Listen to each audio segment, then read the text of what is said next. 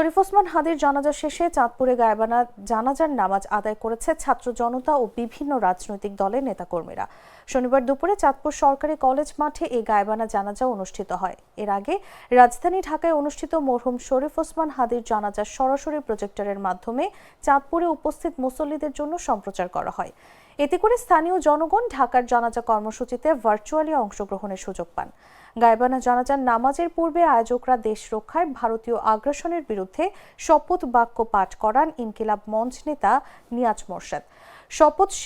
শপথ পাঠ শেষে বক্তারা দেশের সার্বভৌমত্ব, স্বাধীনতা ও জনগণের অধিকার রক্ষায় ঐক্যবদ্ধ থাকার আহ্বান জানান। গায়েবানা জানাজায় জেলা জামায়াতে ইসলামী, ছাত্রদল, ছাত্র শিবির, গণ অধিকার পরিষদ, এনসিপি এবং বৈষম্য বিরোধী ছাত্র জনতার বিভিন্ন স্তরের নেতাকর্মীরা অংশ নেন। এ সময় উপস্থিত নেতারা বলেন, শরীফ ওসমান হাদির মৃত্যু আমাদের জন্য এক অপূরণীয় ক্ষতি। তার আত্মত্যাগ দেশের মানুষ আজীবন স্মরণ রাখবে। এদিকে জানাজা শেষে একটি প্রতীকী কফিন নিয়ে শহরের বিভিন্ন গুরুত্বপূর্ণ সড়ক প্রদক্ষিণ করে বিক্ষোভ মিছিল বের করা হয়। মিছিলটি কলেজ মাঠ থেকে শুরু হয়ে শহরের প্রধান সড়ক সমূহ ঘুরে বায়তুল আমিন চত্বরে গিয়ে সমাপ্ত হয়। মিছিলে অংশগ্রহণকারীরা বিভিন্ন স্লোগান দেন এবং তাদের দাবি দাওয়া তুলে ধরেন।